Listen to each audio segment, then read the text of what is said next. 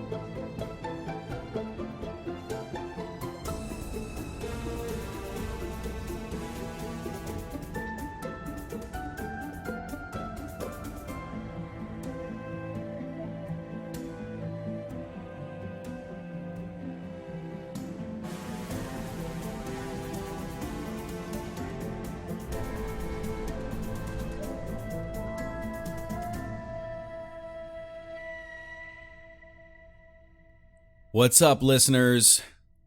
Welcome back. Stemming the motherfucking tide, baby. This is episode 150. Who would have thought? Honestly, that shit's fucking crazy. And if you're just tuning in for the first time, that's not how this works.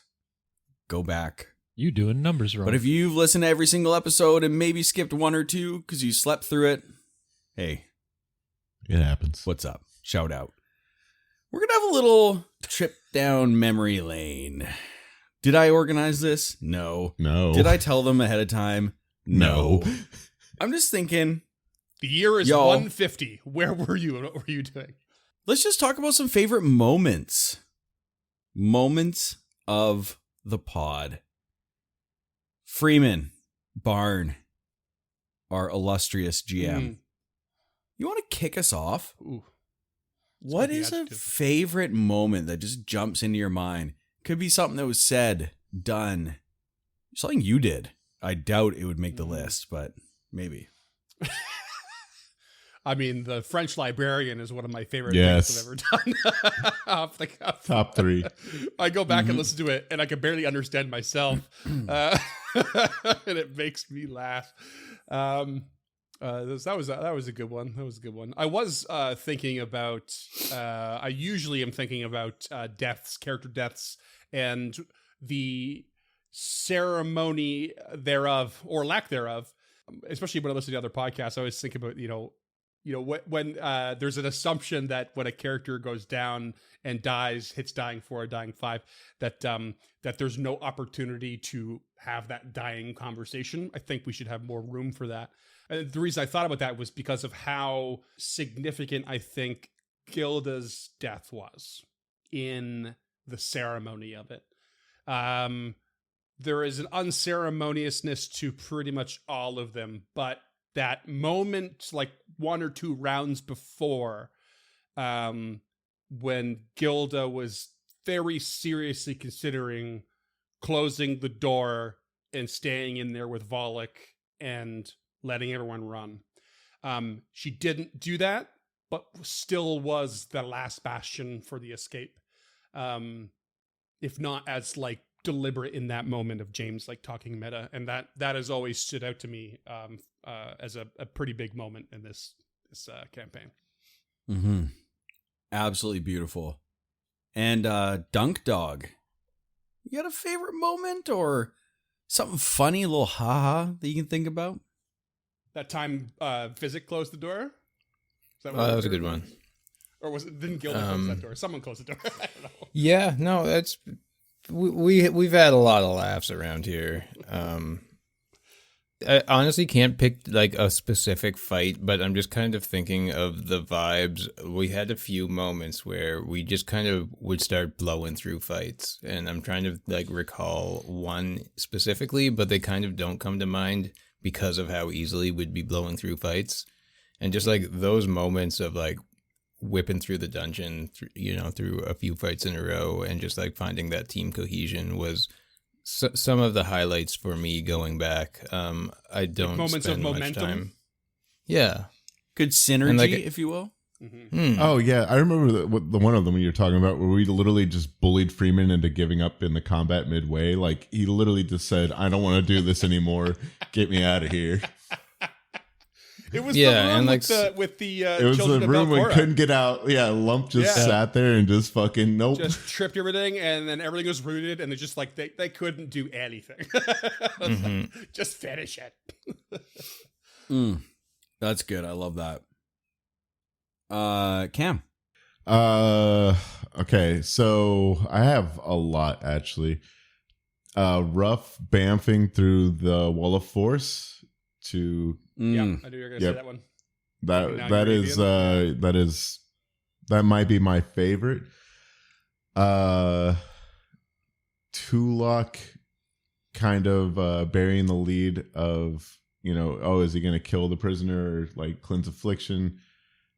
And the flight of Talford was really fucking, I don't know. That one is the bastard man was real, Yeah. but yeah, Jaw-dropping. that definitely had some feelings. And then my other one is Near Kaj just being a fucking giant and fighting the giant spider and just Fighting the giant that spider. rolling combat of like 6 combats just rolled into one fucking thing nonstop, Oh. just rolling with the punches, going hard as hell. That was that level was Wow. like He went down in that fight too. yeah.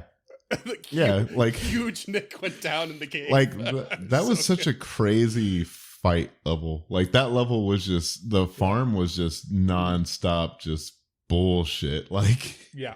oh, It really was, and yeah. then the death of Tulok obviously is just what the fuck. And then casting the Yeah. poltergeist spell was So pretty sudden. fun, but yeah. Yeah. Oh. Yeah, that hit some feels. Love it. James? I don't really listen to this show. The one that sticks out in my mind is Gilda's death, but like that's been touched on. So Mhm. one of the ones that Duncan reminded me of was a few floors up in the arena level.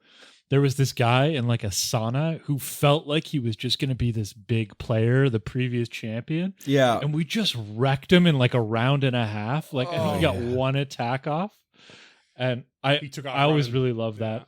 Yeah. He's always making Yeah. fun of us about like the stupid fucking. He's got a little rune above his head and like, yeah, you ain't shit. Yeah, buddy. it said Victor or something like that. Yeah. We kept making fun of him because that was his name, Victor. Yeah.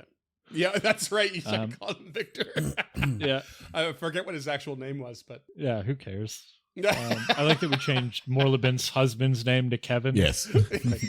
That felt pretty good. because Karlf is that doesn't really Yeah, work. With Karloff the is lips. such horseshit. Yeah. Physics death also will live rent free. Just that Mm. opening of the door to find his like corpse eaten Just by the destroyed, via the leeches. the Yeah. Vespids. Like that one will always hurt. Mm. And the moment Samal executed that giant frog. Yeah.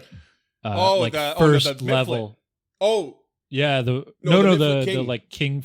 yeah. Yeah, Yeah. Samal Strong. executed the Midflit King. That was really God good. damn it, That Boss was Strong. badass. That's what I was gonna say. I've been waiting this whole Oh. time. Sorry, Scott. It's okay. We'll cut that. And you can Scott take it said away. pick No, no, one, that's and okay. then James and Cam did what I usually do and went to town.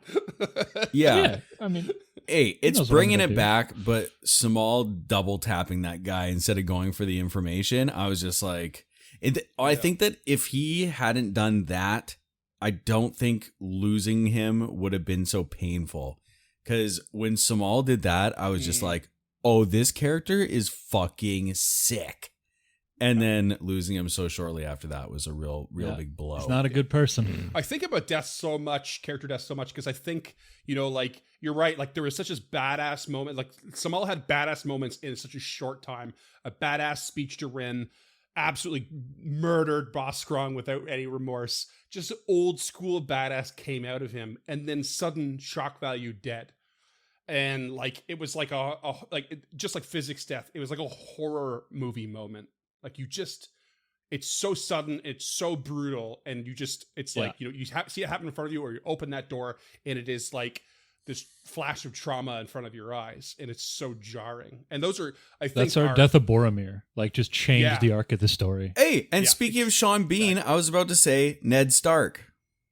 Oh yeah, yeah, just like Ned Stark. And it's one that you have to relive every time a new listener gets to episode 7 and comes in like, hey, what the fuck, Freeman? Yeah. For real. Yeah. Every time someone's doing, they're like, I just got to the part. I'm like, oh, yep. Fucked up. Shout out to those people. They're great. Yeah. Yeah. Yeah, we appreciate you. And I want to shout out, because I don't know how much of this was Freeman or how much was real or whatever. But I think that Freeman's done so much above and beyond what is actually written in the AP. The Night of the Full Moon stands out as just a really exciting moment in the campaign. Yeah. And so just, we give Barn a lot of shit and tell him to fuck himself pretty often. But shout out to Freeman for 150 solid episodes and a lot of fun. So in continuing with that, 30 solid episodes. Probably the best thing I've ever done on this show was kill Ruff off screen, because You son not of a only bitch. did it rock everyone's world, but it ended up creating probably one of the coolest characters I've ever had at my table. And he's still my least favorite character that I've played in this campaign. He's by far my favorite that you've played. Okay. By far. Man, I still stand Gilda pretty hard. I miss her. I love Ruff Yeah. Vashaika. So good. well, speaking of good moments, let's go make some more, guys. Let's go make some more, y'all. That is a segue fitting our 150. Episode 150. Perhaps there's 150 coins on the floor here. I don't know. Because you've entered this little cavern with a pile of gold and silver and copper and various bits of equipment.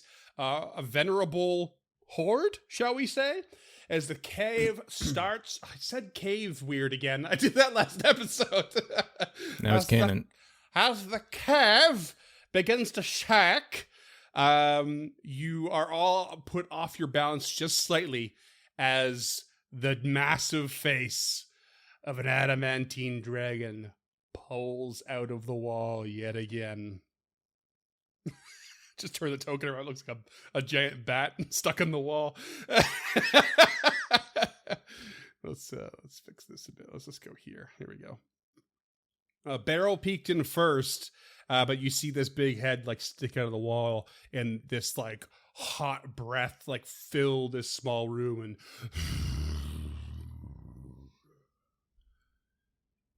And is this the first time Barrel's encountered? Yeah.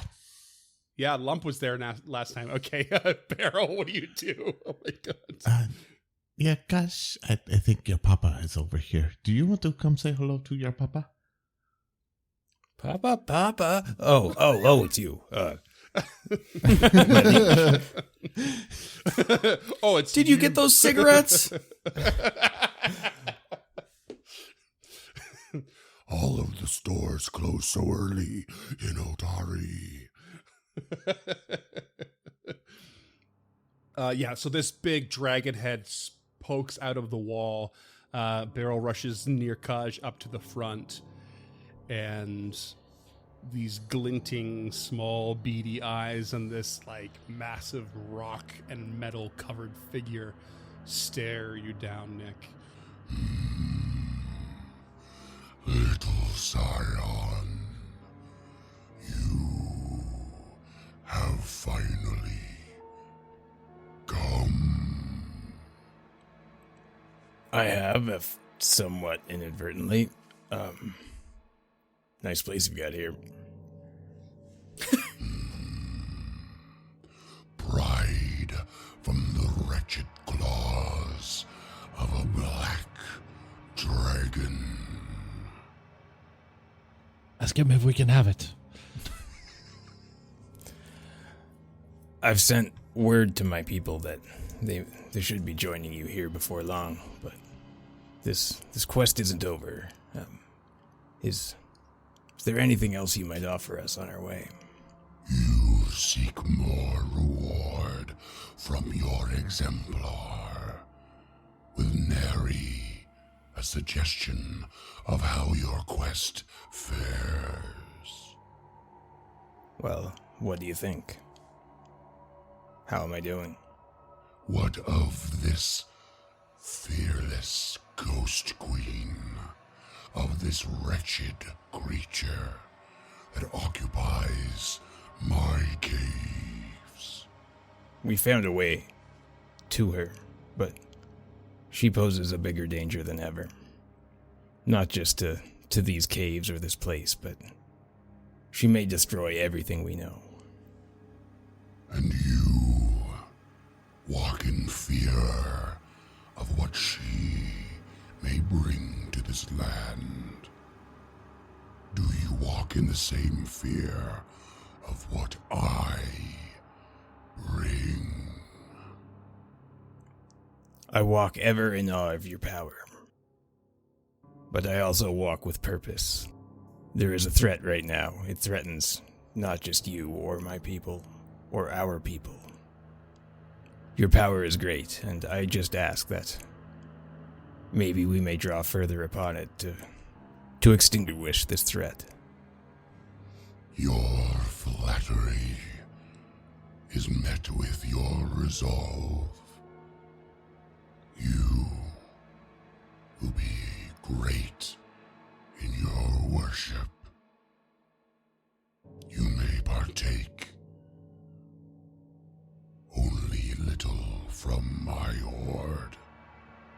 For when your quest is complete, and you have delivered these cavernous vaults unto me, and the remainder of my faithful, you will then add to the hoard, and no longer strip its valuables away.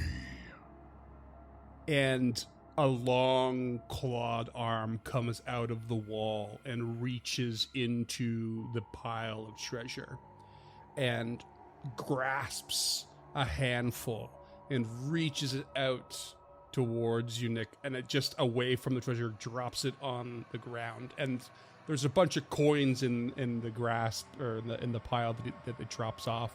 But it seems almost like a random grab, but, you know, who are you to say? But out amongst some of the coins drops a scroll, a small medallion shaped like a shield, and a sort of preserved wing, kind of bat wing, and a runestone. And the dragon continues, "You may have this among my treasures, and no more, for you have already been gifted powerful twin weapons.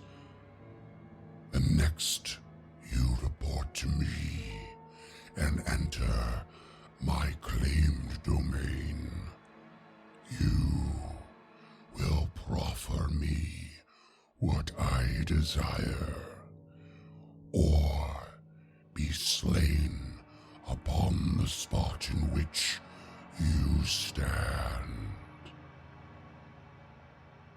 Is that understood, little scion?" That's understood. And he will gather everything up. okay, Quick question. Yeah. Were they speaking Draconic the whole time? Yes, I assume so. Yeah. Mm-hmm. Okay. Anyone else speak Draconic yet? Does Beryl speak Draconic? No. Not I. Cool. No one raised their intelligence and the level up and then learned a new language? I actually did, and I could have, but it didn't make sense for the character. Yeah, that's fair. Is there a reason we left the Ring of the Ram on Tulok's body? I don't know if it might have ended up being sold. I don't know, because it's everyone was succeeding against the DC at a certain point. Yeah. It wasn't really working anymore. Because it's like a DC 15 or something now. I was honestly thinking of getting a greater Ring of the Ram for level 10, but okay, so we'll turn back to Beryl, who I'm sure is looking a little flummoxed at the moment. Yeah. Well, that's where I get my powers. He says, kind of like urging her forward. And she steps forward. I guess there's some explaining to do about this. But Yeah, you'll see the dragon recede back into the wall as you leave, and you get the feeling that it's, it's always nearby, especially in this area.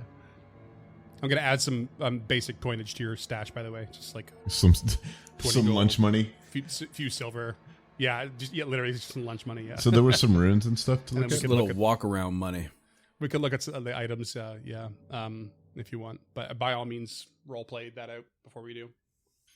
so that's where I've been getting these trinkets, and I think this dragon wants some kind of due more than his treasures back at the end of this. But we've got one problem to fix at a time.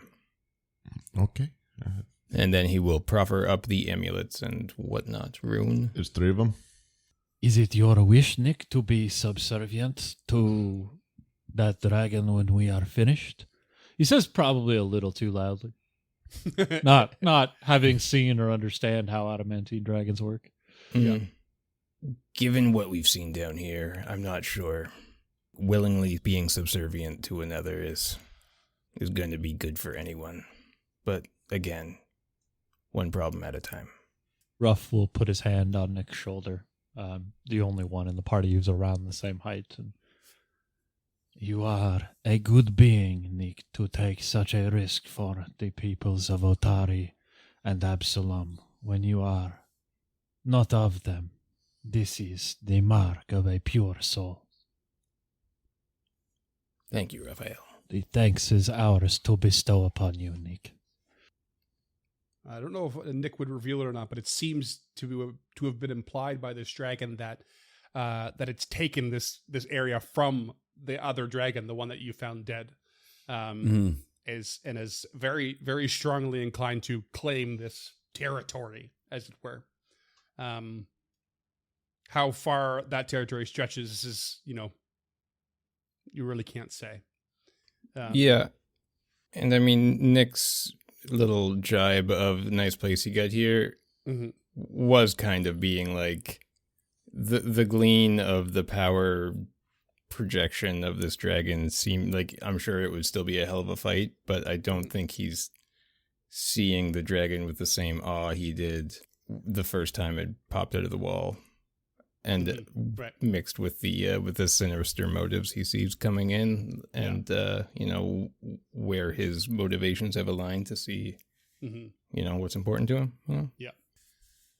But like you said, there's one problem at a time, basically. And this is the sort of thing that, like, has meta-wise, there's no real need to, or necessity to explore the full scope of what this dragon could do before you go find Belcora. It's like not at all, like, I don't want to say it's beyond the scope of the adventure, as it were, but there's no, also, like, this is not a pivotal part of the story of Abomination Vaults.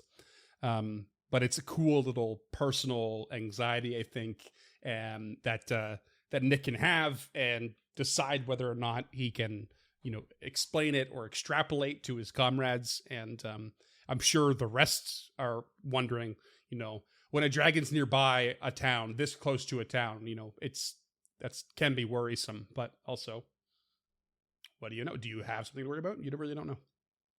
Well, Harold might know. I guess Harold could know. You want to roll some esoteric lore there, Harold? Do And I Ruff, ever? if you want to roll Arcana, you could on this particular type of dragon to understand it better. Yeah, por qué no? 35. 32, so not that. Oh, actually, those are both successful. Oh, shit. Yeah. So this is a an adult adamantine dragon. So it's beastly. It's beefy. It's party level +3 minimum. Unless I've decided to make it elite, then it's even more. So it would be quite the thing to try and take on.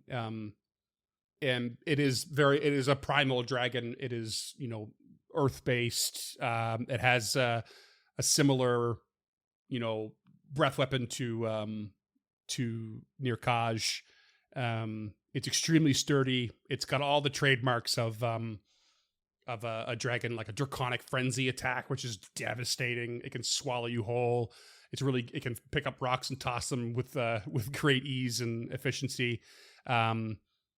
It can tunnel through stone, all that stuff. It's everything you'd expect. Do you guys remember when you fought the River Drake and how brutal it was? Like, Yep. just that's dragons, baby, and they just get bigger and worse and scarier. And like a lot of people say that the design by Paizo for dragons is like despite what their creature level is, they are an amped up a version of whatever that level is. Like when their chance to hit the amount of damage they do, obviously defeatable, but like should be scary. And remember, kids, if it can burrow through stone, it can burrow through you. Exactly. Exactly. And what I will say is that there are versions of these dragons that eschew some typical dragon abilities for full-on spell casting as well. And that was introduced in Monster Core, I think. So all of the versions they have in there have like spell casting alternatives with like big spell lists and stuff. So I've played a little fast and loose with like the general magical ability of this dragon in particular, such as give me that spear and I'll transform it into a new spear inside my mouth, kind of thing. I just want to have a little fun with that, but yeah. I don't think Paizo's going to call you on it. No, I don't think so. No, I think that's a thing they do. Yes. They have my number? Cool. You guys hiring? Paizo lease. So yeah, something you don't want to trifle with for sure. Or do we? I don't know. I was like, I really like to trifle. Yeah. How much more magic is in that horde? Harold, with your esoteric lore and your experience as a monster hunter, I'm going to give you that. It actually seems a bit odd that a black dragon would have been down here creating a nest for itself. I guess also assuming Nick mentions that the bones there were for a black dragon. A black dragon would nest in a fen or a swamp or something like that. It seems odd to be below ground as opposed to on the surface where there's a very convenient fog fen. And so it does make a little sense to you, even if it's a very rare occurrence, that an adamantine dragon would favor an underground cavernous place and happily, get into a territory war or battle of some sort and take it over. Why do I think the black dragon's down here? Is that because of Nimbleoth or the draw of the evil down to this fen? Could just be a pet of the Ghost Queen. It's true. They're only cute when they're little. Also true. That's a black dragon, by the way. No, that's pretty cute. It's tight as hell. It's also purple. There is a purplish hue to it, yes. All right. What do you guys do? I'll tell you right now that the other branching tunnels you have ahead of you are go into the Darklands and are, in fact, beyond the scope of this adventure. Well, let's turn on back here. I don't see much progress there. And start identifying. Oh yeah, identify some of those items. Okay. While you're traveling I was about along. to ask. I was like, did I just Yeah. space cadet my way through let's- that? No. Let's get out of the mud. This tunnel Yeah. too, the southern one is Darklands. Yeah. Yeah. All right. So let's just get out of the mud. We could assume you And, waste an hour or two realizing it, and then make your way back. Just because you're covering your tracks and your backs. Don't play my character. Yeah. I spent 2 hours. Rough. I think I can tell you what's on this scroll right away. Yeah, hurry up. I want to fight something. Actually, no.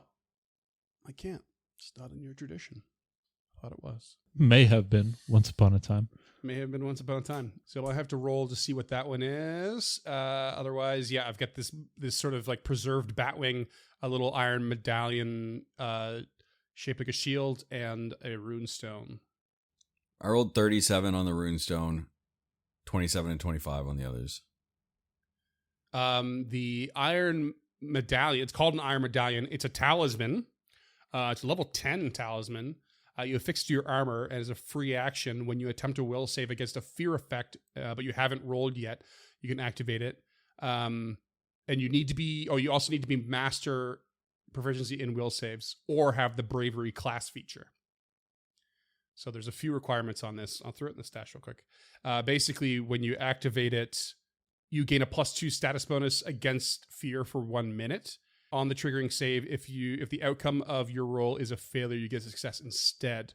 Or if the outcome is a critical failure, you get a failure instead. So you can shirk off a fear effect pretty quickly with that one-time use. Pushes it over to Nick.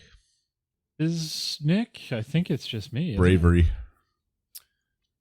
Bravery. class Oh feature. yeah. Mm. Nick take. Nick. The other one is called a mummified bat, or mummified bat wing, I guess. Oh no, I guess it's a full bat. I read it wrong. It's the magically treated corpse of a tiny bat that's actually bound in papyrus. When you activate the bat, it's affixed to a weapon. One action command. You have to be a master in perception for this. Fixed weapon detects vibrations around you and guides your perception. You gain the benefits of the fighter blind fight class feat for 1 minute. What's going on, James? That's pretty sick for maybe the Yeah. goofiest shit I've ever Yeah. heard in my Oh, life. like, I'm just a gonna mummified tie a tiny bat. mummified bat to my axe or to my sword, just swing it around. Like that's not gonna fuck up the weight distribution at all. Just the dumbest shit. In addition, if you happen to already have the blind fight feat, you gain imprecise echolocation with a range of 30 feet for 1 minute. That's pretty cool.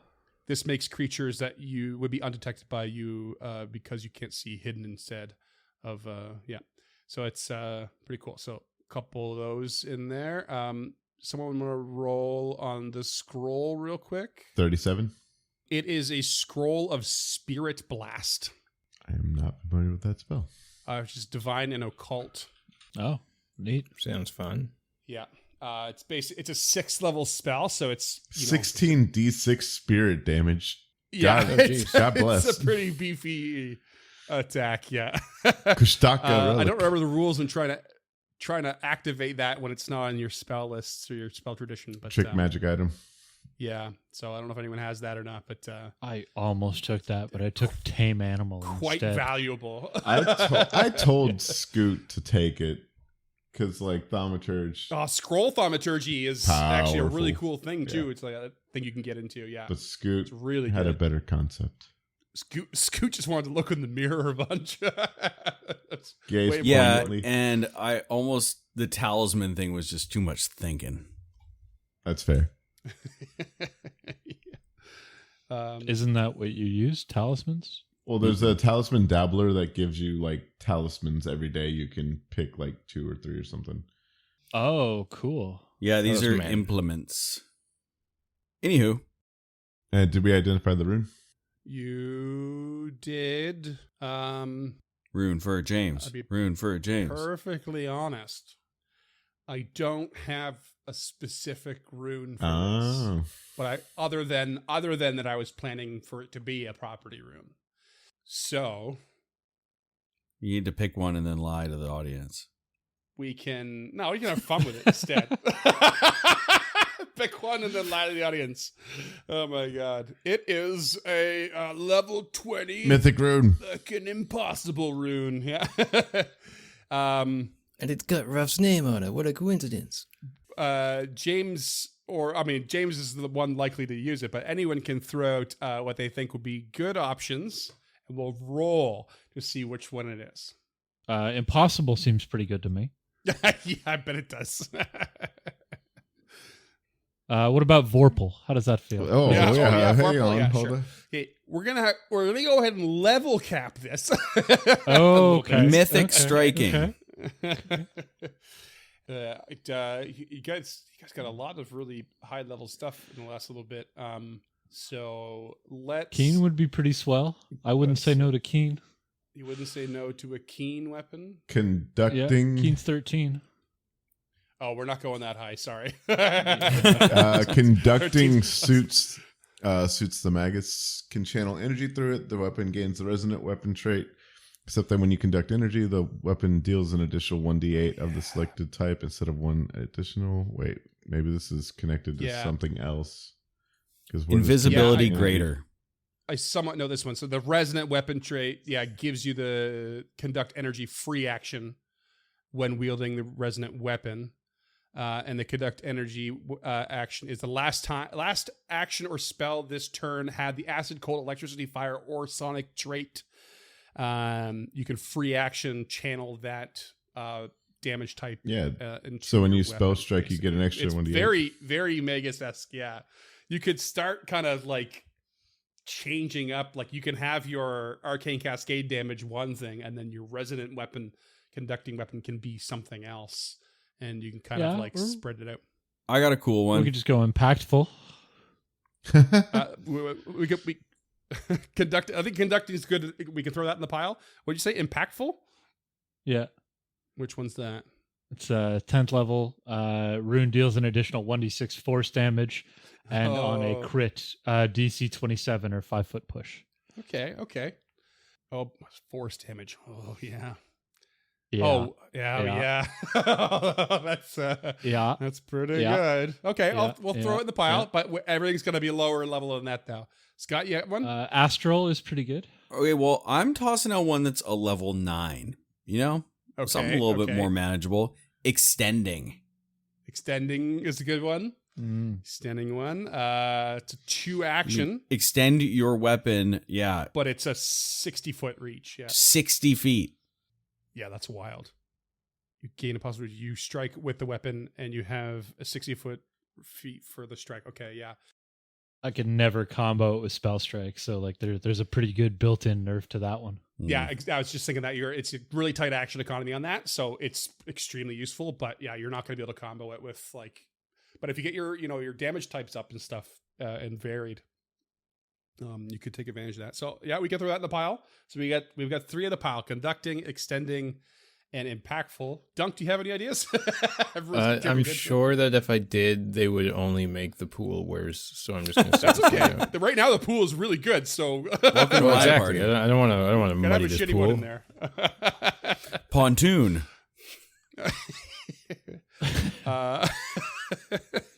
Shifting again. Shifting again, double shifting rune.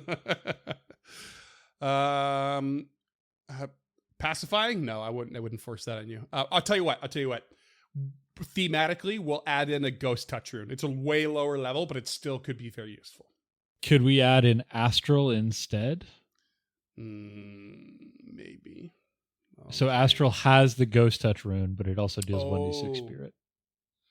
Oh yeah, I think this is a newer one from the GM core. Okay. Yeah, it is. Yeah. Okay. All right. We'll add astral into the pile. Okay.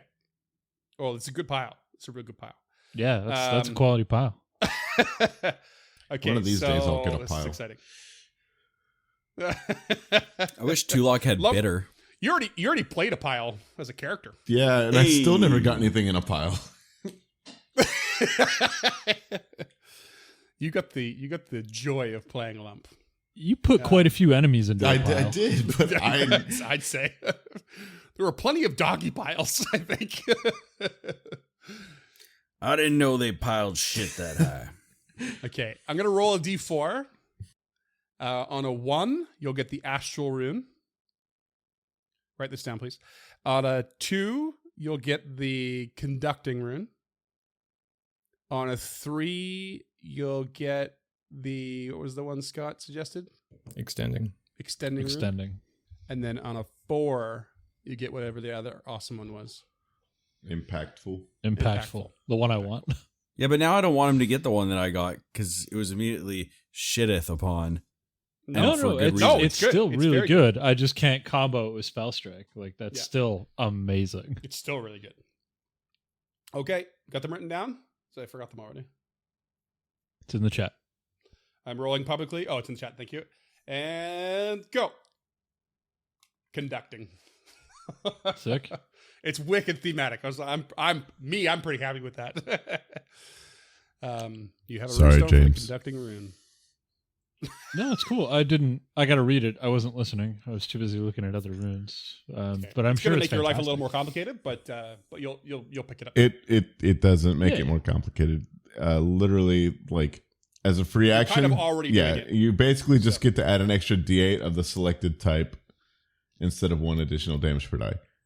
Oh, And you get a +1 knowledge bonus to checks against trains. Yeah.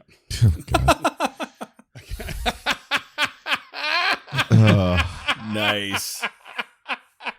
God damn it. Son of a bitch, you did it again. Oh, the worst. The absolute worst. Yeah, give me a hero point, Raymond. Yeah, you can have one. You can have your point for that. Holy shit.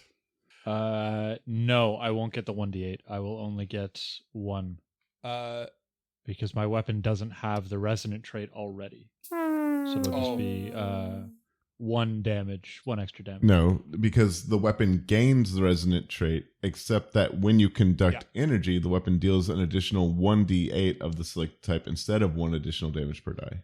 Yeah, that's right on the rune. Yeah. If the weapon already had the resonant trait, it deals 1d8 Plus instead of 1 damage per die. Is the end of that sentence. If the weapon already had, Oh. it deals 1d8 plus 1 damage per die instead of just 1d8. Instead of, So it's normally 1. Okay.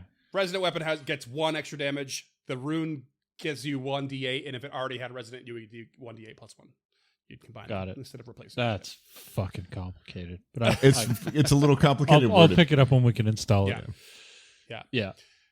It's 1d8 flat. Call it a day. Very good. Pretty sweet. What's the plan? I want to get in a tussle. Yeah, let's roll. Have we, GM, sir, just because the fog of war resets itself, have we explored everywhere but the doors? Have you explored everywhere but the doors? Yes. Yes. What about the Erdifon area that's south of the chiming crystals? Technically, yeah. So that just leads to that was like one of the entrances to the area that you originally fought. The only place you haven't really explored is deeper into the Erdifon camp. But you have little reason to go there other than should you go on an assault with the Drow. I'm not going to say there's nothing in there. Okay, so the Drow haven't attacked them yet. They haven't attacked them yet. No. They're still waiting on the reinforcements to arrive. They've been given permission, but they're they're cautioned to wait for reinforcements because they lost a lot of dudes. Now, what do y'all think here? I don't know if we should go try them Erdifon again. Personally, I'm thinking we look at these doors. How about y'all? It couldn't hurt to touch base with the Drow, finish up any remaining business we have here before entering the doors. I want you guys to get the impression that Ruff is very concerned about entering these doors. Like, the age of them, how hard it was to get the key, the fact that you still need 2 lenses, they don't know where Volok is. Like, you would get the impression that he's dragging his feet about this for whatever reason. Mm-hmm. Yeah, it's very not like James to shy away from a fight, so must be something.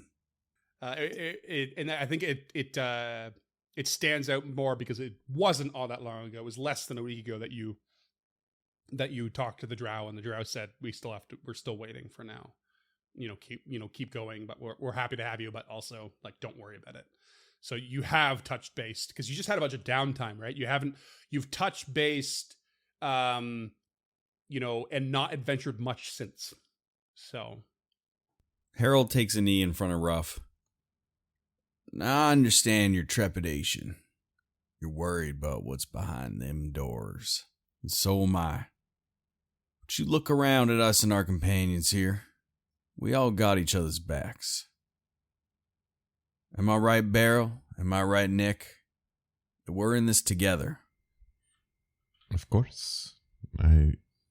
Without any trepidation, I am looking forward to seeing what is behind those doors so that we can finish this.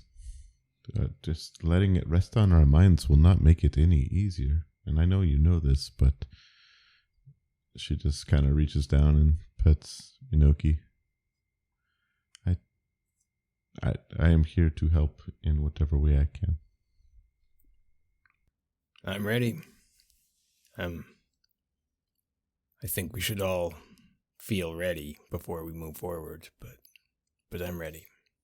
I don't know if I'm ready to lose more friends to these fights. I understand.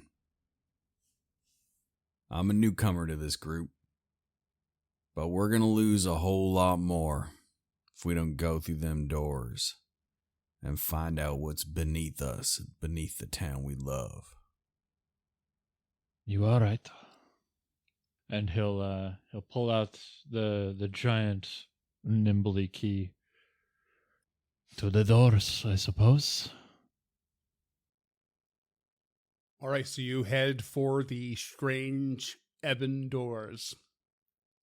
Perhaps Ruff, I'm sure we've touched on it before, but there's got to be this sort of like dichotomy within you. Obviously, Ruff doesn't want to go, doesn't want this to end, doesn't want to see anyone die. But like, there's this personal fear of knowing that the mission will be done, and then it is done. His role is done in a much more metaphysical way.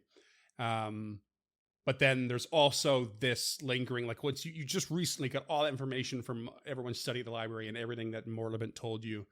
There is this heaviness to the responsibility of the Shaika.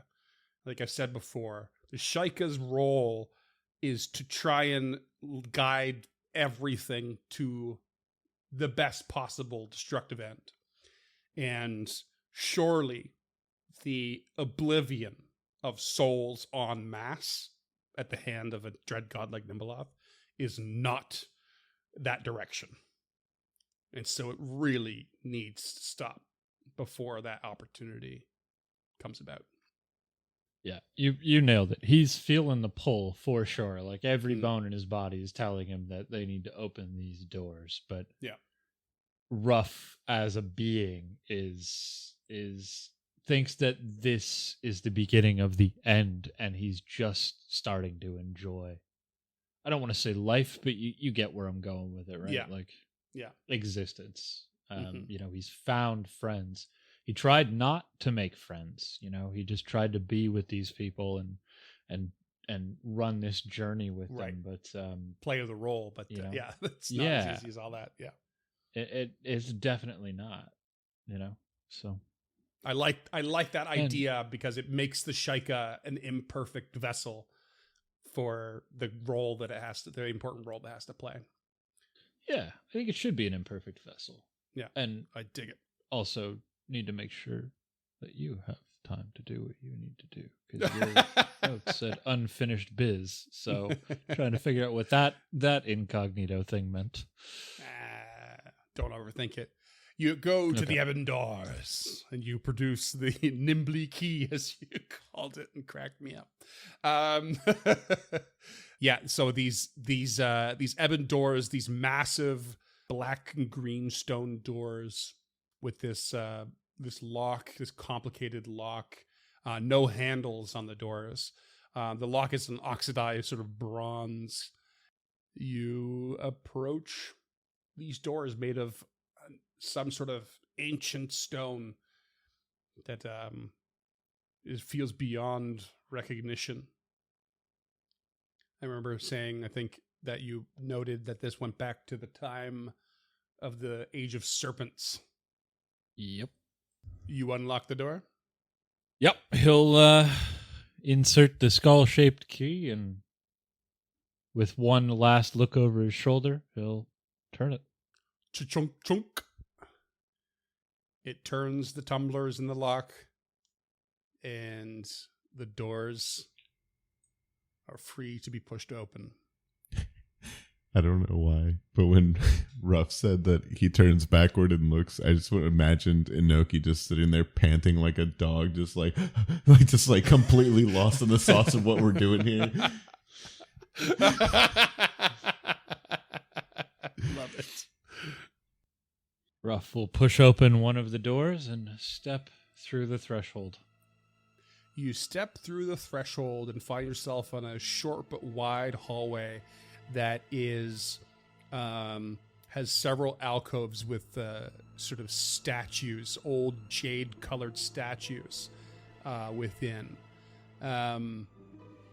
They all appear to be, at a glance, defiled in some way.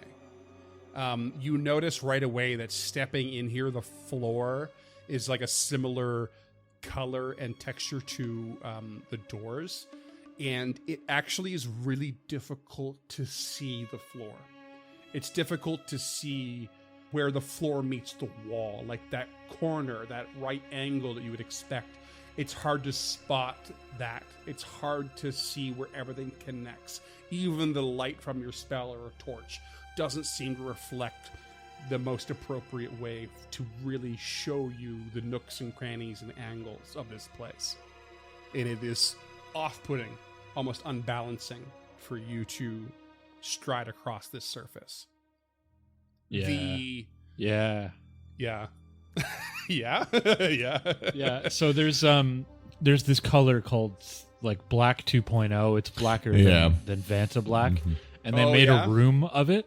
And way. like apparently when you go inside the room, like you just feel existential dread no matter what, because it's so dark.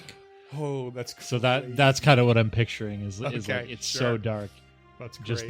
Just Yeah. this underlying feeling of fear, you know. The Yeah. fur on the back of Ruff's neck is like straight up. Oh, yeah. You are stepping into something ancient and, as far as you know, built to worship something extraordinarily dark. Metaphorically dark. You step in, this unsettling experience comes over you. You notice that of all the statues that are here, not a single one has its head remaining. Most are, in fact, missing their hands. In fact, one of them is only a couple of bare feet carved left. It is all destroyed and defiled. Straight ahead of you, at the end of this sort of procession, in a way, is an enormous stone throne that has been carved out of heavy blocks, and stands within a sort of domed chamber. And you can just barely spot something sitting on said throne. I'm just going to hop in here real quick. So, Beryl and Ruff had slightly started to move ahead. And right before Nick and Harold move into the room, Harold just kind of squats down right beside Nick and puts a hand in front of him and says, "Hold on a second, Nick. I've been meaning to give you something." And he pulls off of his pinky this ring. And it's just a rough, non-shiny silver ring with what looks like a piece of rough volcanic stone in it. And he pulls it off of his pinky and slides it onto Nick's. Well, it's big for Nick, so it would be on his pointer finger or maybe his thumb. I had this for quite some time. It's been on many journeys with me. I've always felt like it was some sort of good luck charm. And you know, being a frontline fighter like myself, I thought that maybe it just might bring you a little bit of luck, a little bit of advantage going forward. So I just want you to have this. And what this is my new feat. So it's called Share Weakness. And essentially, when I'm exploiting a creature's vulnerability using mortal weakness, so not always, but when I use the specific weakness, I can grant an ally. Well, let me just read it. You select an object from your esoterica that has great personal value to you, such as a locket or a treasured ring, and you grant it to an ally, establishing a personal link that allows your ally to affect an enemy as if they were you. The ally's strikes apply the weakness from your mortal weakness the same as your strikes do. This benefit ends when your exploit vulnerability ends or you share weakness again. So when I exploit vulnerability, I can share that weakness with Nick. That's awesome. Good. But it's got to be mortal weakness, not Yes. personal antithesis. Correct. All right. That is so fucking cool. Yeah, so it's going to be a little bit extra paperwork, but I'll do my best to keep Nick honest and keep you updated with that. But just, Hell yeah. All right. anyways, Thank you, Harold. I've long coveted your pinky ring, and I feel like we have a connection that we didn't share before. that's right, little buddy. I appreciate you having my back out there. I'll do my best to keep yours as well. I think we're both gonna need it, and he will step in. Awesome. Scoot, you can go ahead and have a hero point for making that a scene. That was awesome. Yeah. I pulled up both of your inventories. I was expecting to drag a ring from your inventories. I thought you had some reason. I was like, nope. That's awesome. Okay.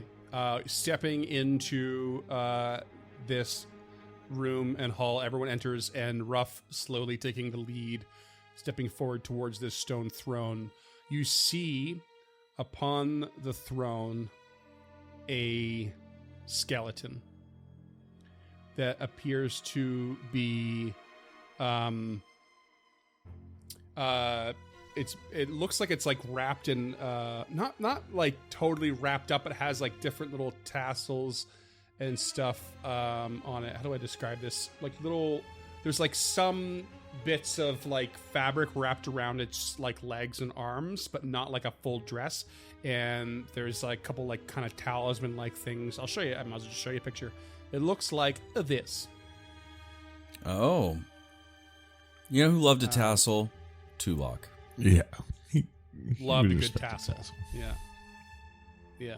He would desecrate the hell out of that skeleton. Probably even wore fringe. Yeah, sometimes. this is ornate. This is symmetrical. This is ritualistic for sure. It is exactly. Yeah, it's very ritualistic. It's almost looks like it's not ribbons, like it's moss, or like Yeah, they are plant green. matter. Mm-hmm. Well, and the way some of the strings are drawn too, like it yeah. Huh, yeah, definitely ritualistic for sure. Lore Nimbly Bimbly? Yes. Lore Nimbly Bimbly. It's a 32. 32. You aren't sure what this is exactly, but shoot. What can I do here? 32 is pretty good. He's also taking the detect magic exploration activity, if that Sure. helps. Yeah. Actually, yeah, I'll tell you what. I will give you a bit. This creature, and yes, you realize that it's a creature. It's not just a skeleton sitting on a stone throne. There's something about this that strikes you, and you're quite sure that it is something distantly related to what are known as lesser deaths, who in turn are known to serve the Grim Reaper. Yeah. Yeah. I don't like it when Cam gets worried. Yeah, right? Yeah. And for reasons long lost, but somehow are intrinsically in your memory through the Shaika, this creature is irrevocably tied to Nimbaloth, this particular distant relative of Lesser Deaths. And you know that it is called Lady's Whisper. Lady's Whisper. And he'll like throw his arms out to the side to halt everyone without taking his eyes off the thing sitting on the throne. On that throne, it is a ritualistic being. There is something about it. Something in relation to the Lesser Death. But it is undoubtedly directly tied to the deity Nimbaloth. I suspect this is our guardian to the temple. This will not be an easy encounter, I would imagine. But I don't know too much about the Lesser Death. If this is an actual Lesser Death, this game is bullshit. Oh, Yeah, okay. Oh, Lesser Death, sir. Yeah, this is a TPK. Like, we're clearly not meant to fight if this is actually a Lesser Death. So, can you tell me anything about the alcoves around us, Freeman? I think I might have missed some of it. They are just crumbled statues. Okay, I just saw some footprints in Destroyed some of the statues, artwork, that's it. so I was curious if there's anything more interesting going on. Okay. Oh no, those are literally like stone feet left behind or crumbled away or something. So I don't want to take away from the moment here, but I can't move on without saying I burst out laughing when Ruff stops and throws his hands out and just like probably hits Shins, Harold in yeah. the shins and like sacks Nick. Just taps him. one arm in the shins, one arm in the cloaca. Ba-bam! Pommeling. Oh, Oh no! Oh no! Anyway, sorry to kill the vibe. So good. Oh, I love it. Because I was picturing like a cape wave to like something really dramatic, like halt everyone, flappity flap flap flap. I would like to try something, if it would not be too sacrilegious for those in the party. all right. And he starts digging around to try and find their copy of the Whispering Reeds. Okay. I am not particularly religious, so go off, King. He will sheath his sword in its dimensional sheath, and holding the book in front of him, will slowly approach the Lady's Whisper. Okay. As you slowly approach, you get closer and closer to this throne. Once you get, probably a good, 15, 20 feet away, this skeleton just slowly begins to rise up from its seated position. And it rises with both hands held forth in what appears to be a sort of gesture of peace. Not quite welcome, but like you are welcome. And without even a whisper, just points one hand towards the single door you see right here to your right to the west. So as you step forward too, you've noticed that there are double doors to the east and west as well, and then there's this one single door next to the western doors as well. Deliberately points a bony finger towards that single door. Ruff, I want you to roll me Abomination Vault's lore, but if you roll really badly, there's going to be repercussions. Okay. Abomination Vault's lore. With Turn Black the Clock ready. That is not great, but it's not bad. That's a 30 for a 12 on the die. I'll tell you what. You can still decide to reroll it, but what I'm going for right here is you're rolling Abomination Vault's lore, but you're suddenly pushing through the knowledge and the psyche, or the shared collective psyche of the Shika, to go beyond what the Abomination Vaults are. The Abomination Vaults are Belcora's. This was here before her. You're trying to use that avenue of knowledge in your mind that was created by the Shika to go further and beyond what Belcora knew and understand what this place is and what it does and why it's here, what this creature needs, why this process is about to happen, why it's pointing at this door. Okay. I'm guessing I didn't fail, but I can go for broke is the way it sounds like. Because the trigger for let's try that again is specifically a failed skill check. Okay, is it? Okay. Yeah, in that case, you did not fail.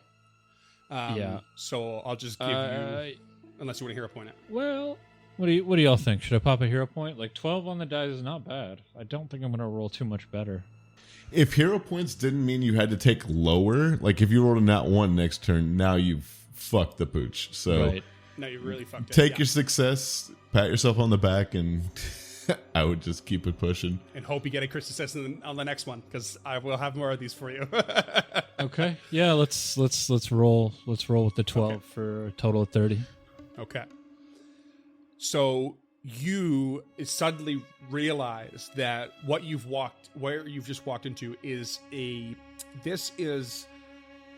place in which supplicants might be the right word, hopefuls to join a coven of worshipers would come here to be judged worthy. Ooh. And part of that judgment is to be tested. And you get the feeling that this Lady's Whisper, that's the role it plays. That's what it's here. Like a piss test? You don't have to go swinging at it. Maybe, I mean, you can. I have a step lock. Oh my God. But, yeah, you can also go through the motions and try and understand this place. Yeah, he's not even gonna mention any of that to the group yet. He's just gonna go to the door the lesser death pointed at, and it's this door, right? Yep. And swing it open. This way. You swing open the door, and you find yourself in a much more cramped hallway made of the same stark, dark stone as the rest of the temple. It's very cramped, and it's really hard to see where you're going. And you can just barely make out that a short distance ahead, it opens up into a smaller chamber. You cannot see anything of note within. Harold is looking for traps. At this point, Ruff will explain what he knows about the lesser death. He didn't, in his mind, his gambit, holding up the whispering reeds worked. He's not unsure that this would have gone, or he's not sure this would have gone a different way had he come up with his weapon. So he's telling them that the gambit worked and they're being tested to become acolytes of Nimbleoth, and that we should just do the test because fighting that thing is essentially a death sentence.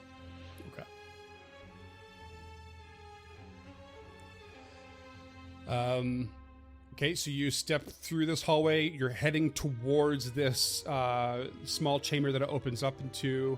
Harold, you're checking for traps. Want to roll me a perception check? Boy, howdy.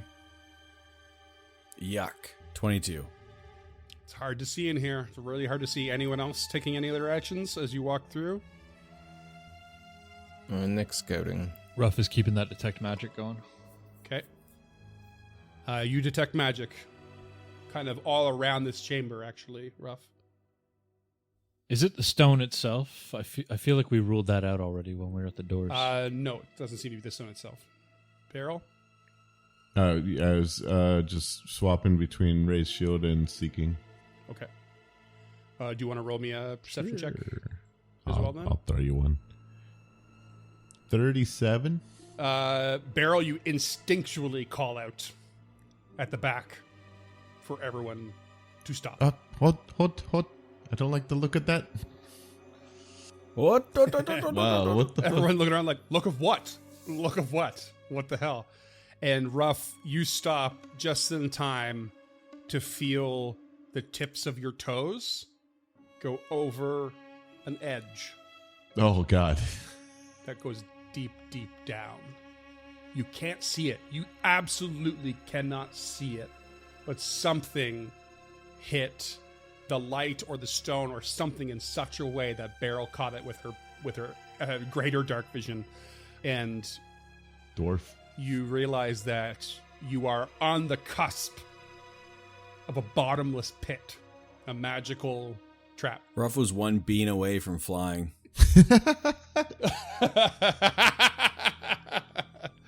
Yeah. Should you have fallen, you would have been able to try to grab an edge, but effectively, it's a magical trap, and if you fall in, you just keep falling, Until you starve. like, forever. Yeah. Yeah. What is it? It is a very deep hole, apparently. Thank you very much, Barrow. Of course. Was that the test? I don't know. I don't see anything else in here. There is magic kind of all along the walls. Perhaps something in Infernal Braille. Does anyone still speak Infernal Braille? Did anyone ever? speak Infernal Braille so I don't much think you as read it? speak Braille. I'm kind of in the middle of something. I'm sorry.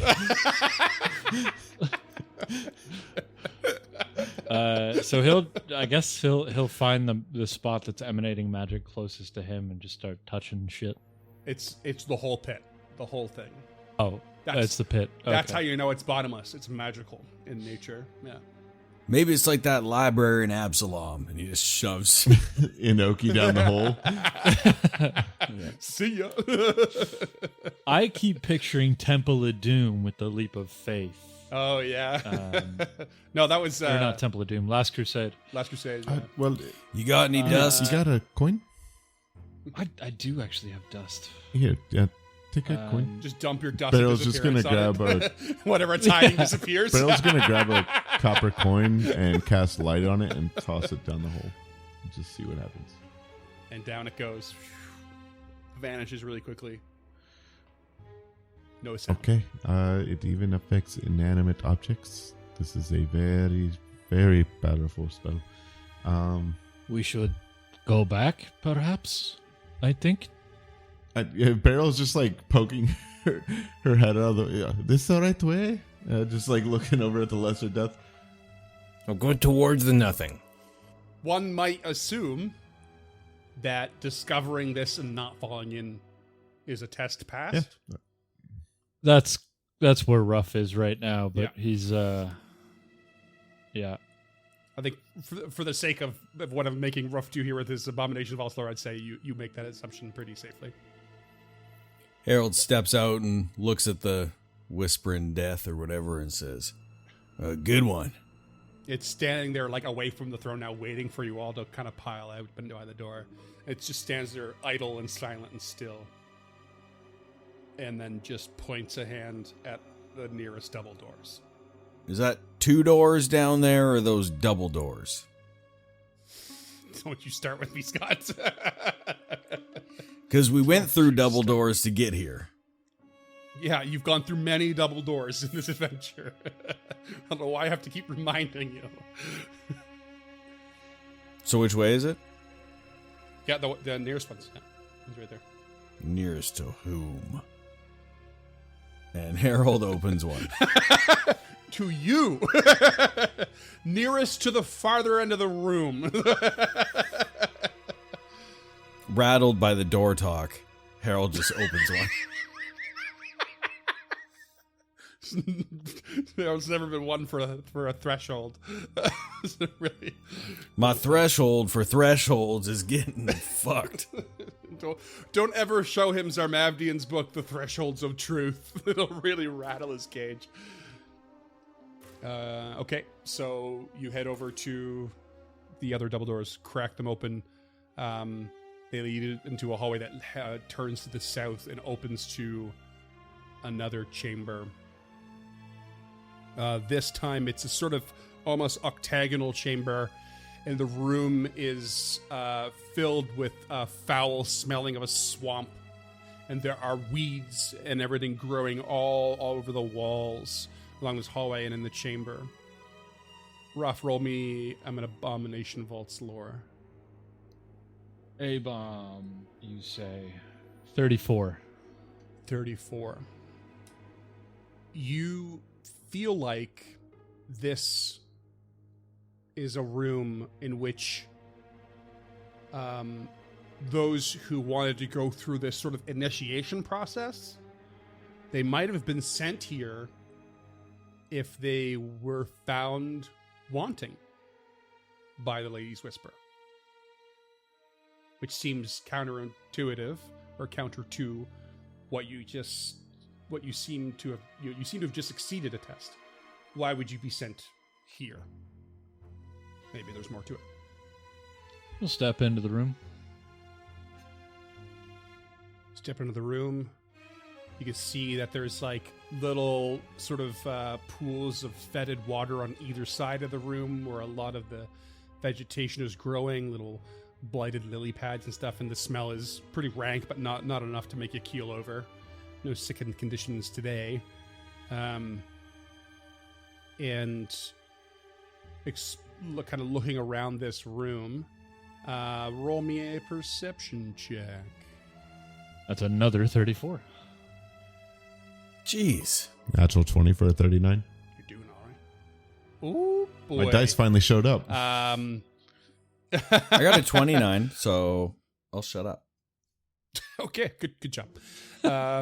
Ruff, you're looking around, and you know your hackles are raised. You're on the edge of your seat, as it were, with this whole area, and there's this instinct that kicks over, like like something is near you, something is nearby, and but Beryl spots it first as this fanged, like skull shape, sort of starts to materialize almost right next to you, in this like ghastly, wispy form.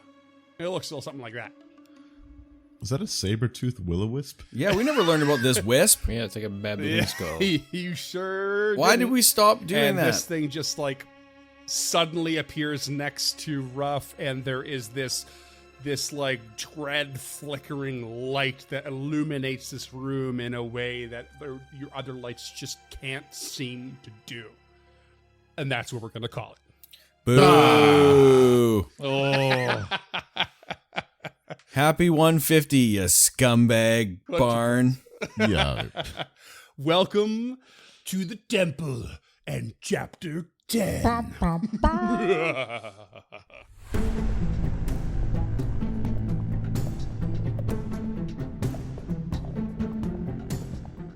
Stemming the Tide is an actual play podcast of the Adventure Path Abomination Vaults and is produced by the Uncharted North Network. Stemming the Tide uses trademarks and/or copyrights owned by Paizo Inc., used under Paizo's community use policy. We are expressly prohibited from charging you to use or access this content. Stemming the Tide is not published, endorsed, or specifically approved by Paizo. For more information about Paizo Inc. and Paizo products, visit paizo.com. Music is composed by Will Savino and artwork by Greyhood. Stemming the Tide is recorded remotely using Foundry Virtual Tabletop. If you wish to connect with us or support this project and projects to come, we can be found at unchartednorth.ca, patreon.com/unchartednorth, and on all major social media platforms. Links to all credits can be found in the episode description and our website. Thanks for tuning in.